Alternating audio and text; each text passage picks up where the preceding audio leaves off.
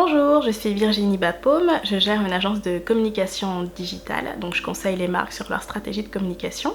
J'ai aussi un blog depuis un peu plus de 10 ans et je suis maman de 3 enfants.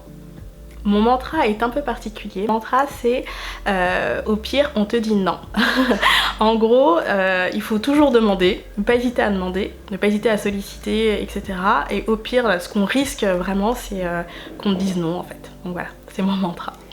Pour me lancer, la grande décision, ça a été ma première grossesse, puisque j'étais dans un boulot qui était génial, où il y avait quand même pas mal de déplacements. Et je me suis dit, voilà, comment est-ce qu'on va gérer ce temps et en même temps passer du temps de qualité avec mon enfant. La communication digitale commençait vraiment à être importante, donc j'ai décidé que pour les premières années de vie de mon enfant, j'allais gérer mon temps comme je le souhaitais. En gros, prendre des clients quand je voulais, gérer mon temps et puis passer du temps avec mon enfant pour passer ces moments qui me semblaient essentiels avec lui. Pour me lancer, au départ, ça a été assez simple puisque mes premiers clients étaient quand même mes premiers contacts que j'avais dans mon ancien travail. Donc ça m'a tout de suite permis d'avoir des clients qui avaient quand même une assez forte notoriété, ce qui a tout de suite donné une belle caution en fait à l'entreprise. Et ensuite, les autres premiers clients, c'était des marques avec qui je collaborais sur le blog depuis un peu plus de 5 ans. Donc là aussi, ça a été hyper rapide puisqu'on avait déjà travaillé sur des collaborations de création de contenu. Donc elles savaient comment je travaillais et donc j'ai juste lancé mon premier client comme ça. J'avais juste lancé un messenger à l'époque à Absatou en disant écoute, je lance mon agence de communication. Si tu connais des gens qui cherchent des personnes pour gérer leur communication digitale, leurs réseaux sociaux et leurs relations blogueurs, je suis disponible.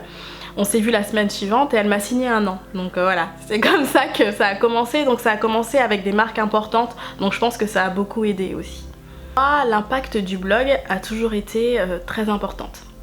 Quand j'ai lancé ma boîte, le blog ça a été ma vitrine et donc quand j'ai proposé mes services, ça a montré mes capacités de rédaction, de création de contenu et aujourd'hui ça reste toujours un point fort vu que le niveau d'exigence des créations de contenu a augmenté et donc ça prouve aussi que j'ai réussi à m'adapter à ce niveau d'exigence. L'autre partie, c'est que le blog est la seule plateforme qui nous appartient. C'est-à-dire que c'est notre nom de domaine, on héberge, c'est un hébergeur agréé type OVH One and One et c'est un contenu qui nous appartient.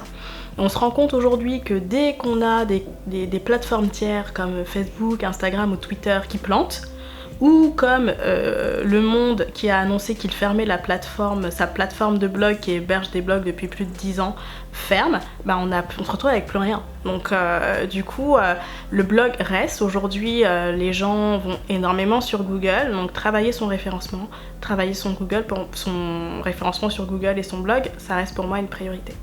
Alors le moment de self-care quand on est maman de 3 enfants c'est un peu compliqué parce que vous avez toujours quelqu'un qui a envie de vous dire un truc genre quand vous êtes aux toilettes ou quand vous prenez votre douche etc. Donc dans ces cas-là ce qu'on fait c'est que je préviens mon mari que c'est mon moment self-care et du coup généralement je prends un bain donc je ferme à clé la porte de la salle de bain, je m'assure qu'aucun petit être ne rentre à ce moment-là et je lance Netflix et je regarde un drama coréen voilà, avec un bain bien chaud et beaucoup de mousse, voilà. Alors pour le petit mot de la fin, en ce qui concerne le fait d'entreprendre dans la communication digitale, il y a une chose sur laquelle moi j'insisterai toujours, c'est d'être curieux, de toujours apprendre, s'informer et se former.